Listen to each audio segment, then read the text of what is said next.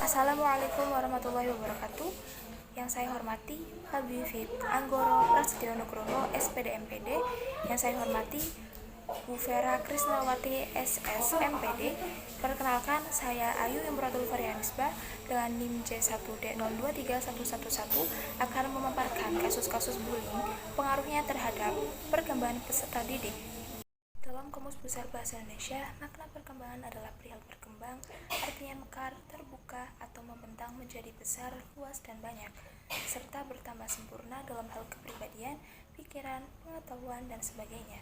Perkembangan peserta didik merupakan suatu proses alami yang mencakup perubahan fisik, kognitif, sosial, emosional, dan moral pada individu sepanjang rentan usia mereka. Perkembangan peserta didik mengacu pada transformasi dan pertumbuhan yang terjadi dalam diri seseorang seiring waktu, mempengaruhi bagaimana mereka berinteraksi dengan dunia sekitar, belajar, dan berkembang sebagai individu yang unik. Perkembangan peserta didik tentunya tidak mulus begitu saja. Hal tersebut haruslah diawasi oleh orang tua di lingkungan rumah dan seorang pendidik di lingkungan sekolah. Terdapat faktor yang mempengaruhi perkembangan peserta didik, yaitu genetik, lingkungan, dan teknologi. Di era digitalisasi ini, peserta didik dapat dengan mudah mengakses segala sesuatunya, bertindak tanpa berpikir terlebih dahulu, tak memikirkan apakah yang dilakukannya merupakan hal yang benar atau salah, sehingga timbul kasus yang menghambat perkembangan peserta didik. Di antaranya adalah meningkatnya kasus bullying anak di Indonesia tahun 2023. Allness mengatakan bahwa bullying adalah tindakan agresif yang disengaja yang dilakukan oleh sekelompok orang atau seseorang secara berulang-ulang dan dari waktu ke waktu terhadap seorang korban yang tidak dapat mempertahankan dirinya dengan mudah atau sebagai sebuah penyalahgunaan kekuasaan atau kekerasan secara sistematik. Komisi Perlindungan Anak tahun 2007 mengatakan bahwa anak pada 18 provinsi menunjukkan hasil bahwa sekolah bisa jadi tempat berbahaya untuk anak-anak. Hieronymus Sugi dari Plan International mengatakan bahwa perilaku bullying pada anak-anak mencapai urutan kedua setelah kekerasan terhadap anak dalam keluarga. Pada tahun 2023 ini tercatat 23 kasus bullying di Indonesia. Berikut saya sajikan data kasus bullying. Menurut data yang dihimpun Komisi Perlindungan Anak Indonesia (KPAI), Federasi Serikat Guru Indonesia (FSGI), kasus perundungan di Indonesia selama 2022 mencapai 226 kasus.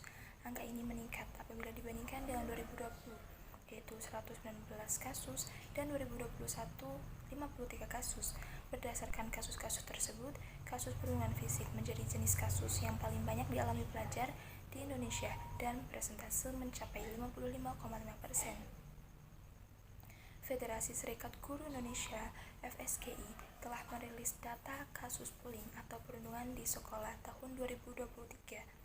Sejak Januari hingga September, terdapat ada 23 kasus. Dari 23 kasus tersebut, 50% terjadi di jenjang SMP, 23% di jenjang SD, 13,5% jenjang SMA, dan 13,5% di jenjang SMK. Kemudian, PISA mengatakan bahwa 41,1% anak Indonesia yang mau mengaku dan melapor bahwa dirinya korban perundungan. Selanjutnya, mari kita lihat cuplikan video kasus-kasus bullying yang menjadi sorotan dalam data saya. Bullying Cianjur. Berdasarkan video kasus bullying pertama yang tadi ditampilkan, bullying di Cianjur yang dilakukan oleh pelajar Cianjur terhadap sekelompok anak SMP yang sedang melewati wilayah Cianjur sangatlah memprihatinkan. Sekelompok anak SMP diberhentikan dan disuruh jalan jongkok, kemudian mencium kaki yang masih bersepatu dari pelajar Cianjur. Kemudian ada pula yang ditendang. Dalam video tersebut, dapat ditarik kesimpulan bahwa motif melakukan tindakan yang tidak mencerminkan seorang pelajar adalah karena penyalahgunaan kekuasaan di wilayah yang dianggap sebagai wilayah mereka. Berdasarkan pengamatan saya terhadap berita-berita yang muncul atau bahkan kejadian yang terjadi di sekitar saya, Di era modern ini, hal tersebut terkadang sengaja dilakukan untuk dijadikan konten agar terlihat punya kuasa dan hebat dapat membuli orang yang dianggap lemah. Pada kasus kedua, yaitu bullying di Cilacap, kasus bullying yang kedua terjadi pada tingkat SMP juga. SMP Cilacap viral karena kasus bullying yang dilakukan oleh beberapa anak dengan korban hanya satu. Peristiwa tersebut terjadi disertai dengan tindakan mukul, menendang, dan menyeret korban secara bergantian dilakukan oleh teman-teman yang tidak menyukainya. Pelaku juga mengancam dengan menggunakan bahasa Sunda ketika ada salah satu teman yang ingin melerai aksi bullying secara fisik itu. Mengapa hal tersebut dapat terjadi? Lantas mengapa tidak ada perlawanan? Pertanyaan yang sering muncul ketika melihat aksi bullying. Hal tersebut dapat terjadi tanpa adanya perlawanan karena dari sisi pelaku merasa korban pantas mendapatkan hal tersebut, dan dari sisi korban bullying terdapat rasa takut, atau dapat pula dikatakan karena faktor psikis korban bullying yang lemah sehingga pelaku dapat semena-mena melakukan tindakan tersebut.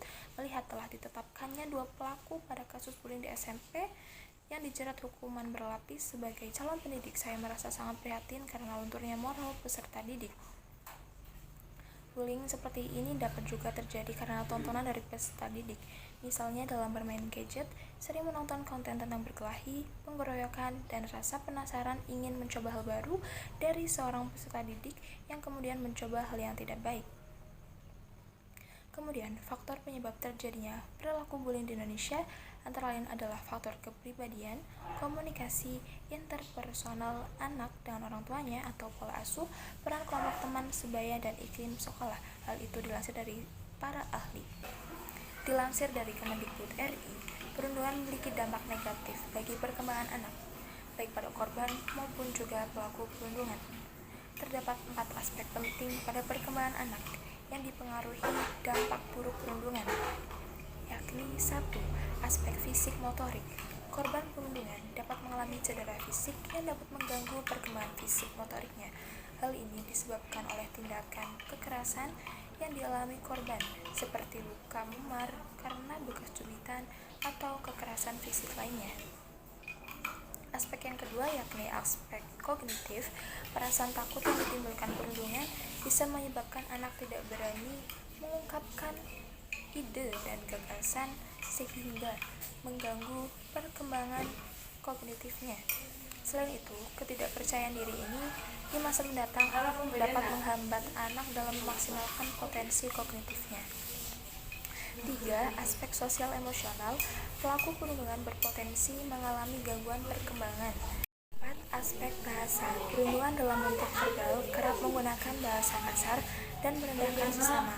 Hal ini dapat berakibat pada perkembangan bahasa anak dalam jangka panjang, seperti terbiasa berkata kasar dan mengejek sesama. Sebagai calon pendidik, mari kita mulai memberantas aksi bullying di sekitar kita. Berawal dari kita untuk kita bersama.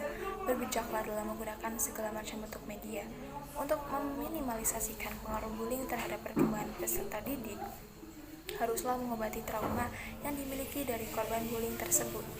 Seorang psikoter bernama Karina Istighfari, SPSI, MPSI, untuk mengatasi trauma pasca bullying perlu dilihat bagaimana tingkat keparahannya. Ada anak yang hanya kesal, ada anak yang didengarkan isi hatinya sudah cukup, dan ada anak yang sampai mengalami trauma psikologis, bahkan fisik. Jika sudah sampai trauma, maka penanganannya haruslah spesifik pada ahli. Demikianlah penyampaian kasus-kasus bullying, pengaruhnya terhadap perkembangan peserta didik. Saya Yumnatul Faria Misbah dengan NIM C1 dan 023111. Mohon maaf apabila terdapat kekeliruan. Terima kasih. Wassalamualaikum warahmatullahi wabarakatuh.